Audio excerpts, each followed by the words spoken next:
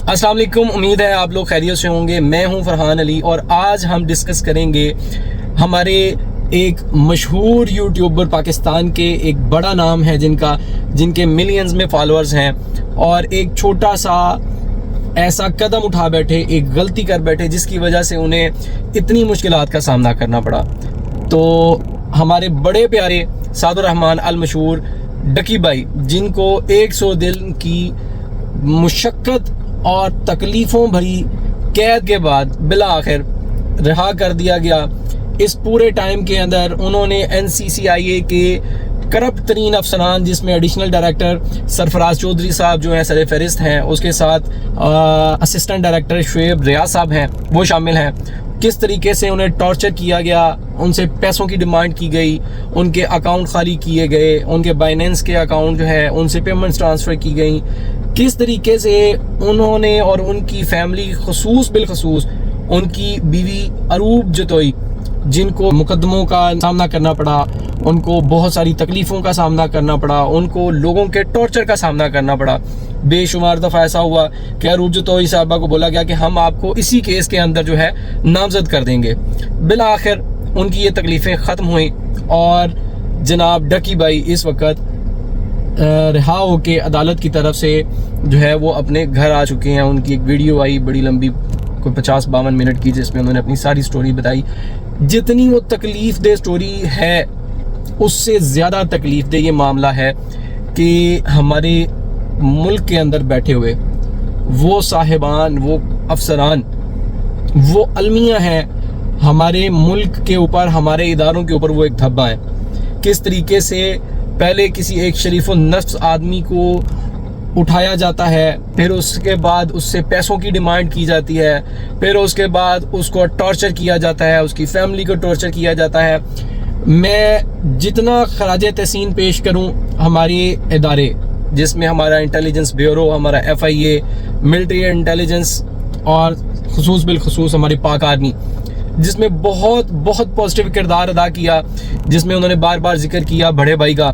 बड़े भाई में या हमारा इंटेलिजेंस ब्यूरो है, या मिलिट्री इंटेलिजेंस है, FIA है, या वट एवर कोई भी इदारा है, उन्होंने उसका नाम नहीं लिया, इनमें से ही कोई इदारा होगा। तो उन्होंने जितना पॉजिटिव किरदार अदा किया उनकी रहाई में, उनको खराज तहसीन पेश करते हैं और उनका बिलखसूस शुक्रिया अदा करते हैं। देखें, इंसान है, इंसान से बेशुमार गलतियां सरजद होती हैं, लेकिन उसका मतलब ये नहीं है कि उसको सज़ा इस तरीके से दी जाए। करप्ट अफसरान खुद ही अदालत लगा के बैठ जाएं, खुद ही उसका मुकदमा लड़ें और खुद ही उसका फ़ैसला करें। डकी भाई से तकरीबन 3,26,000 US डॉलर जो है, पाकिस्तानी तकरीबन 9 करोड़ बनता है, वो उनसे हथियाए गए। उसके बाद उनसे 60 लाख रुपए इस चीज़ के वसूल किए गए कि उनकी बीवी अरूब जतोई को इस केस के अंदर नामजद ना करने के उन्होंने 60 लाख रुपए लिए। उसके बाद 30 लाख रुपए उन्होंने डिमांड किए कि हमारे डकी भाई को जो है जुडिशल करवाने के लिए 30 लाख रुपए वसूल किए। उसके बाद मुख्तलिफ किस्म से, मुख्तलिफ हिलों बहानों से उनको और उनकी फैमिली को टॉर्चर करके पैसों की डिमांड की गई, उनको रुसवा किया गया अदालतों के अंदर, उनको जेल की जो बंद कोठरी के अंदर जिस तरीके से उन्होंने बयान किया कि जिस तरह के मामलात थे। अल्लाह पाक सबको महफूज रखे। ये सभी स्टोरियां जो हैं हमें एक सबक देती हैं। किसी भी चीज़ का कोई शॉर्टकट नहीं है। मेहनत करने से जो चीज़ मिलती है वही कामयाबी है। हमारे बहुत से यंगस्टर्स हैं, बच्चे हैं। एक वक्त था हम अपने बच्चों को पूछते थे कि बड़े होकर आप क्या बनना चाहोगे। कोई बोलता था मैं पायलट बनूंगा, कोई कहता था मैं डॉक्टर बनूंगा, इंजीनियर बनूंगा, प्रोफेसर बनूंगा, टीचर बनूंगा। अब क्या है, अब हमारे बच्चे बोलते हैं मैं बड़ा होके यूट्यूबर बनूंगा, मैं टिकटॉकर बनूंगा, मैं पॉडकास्टर, इन्फ्लुएंसर बनूंगा। क्या ये हमारे मुल्क का फ्यूचर है?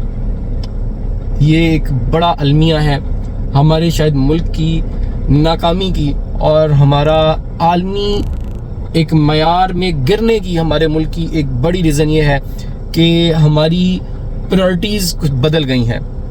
हमारे बच्चे, हमारे यंगस्टर जो हैं, वो बजाय कि किसी पॉजिटिव चीज़ में ख़ुद को लगाने के बजाय कि वो एजुकेशन की तरफ तवज्जो दें, वो शॉर्टकट्स की तरफ आ चुके हुए हैं। तो इस वीडियो पैगाम के थ्रू मेरे अब उन तमाम यंगस्टर बच्चों से, दोस्तों से, भाइयों से ये दरख्वास्त है کہ واللہ ان سب چیزوں میں کچھ نہیں پڑا. جو اصل کامیابی ہے وہ محنت میں ہے. محنت کریں, محنت میں عظمت ہے. پاکستان زندہ باد.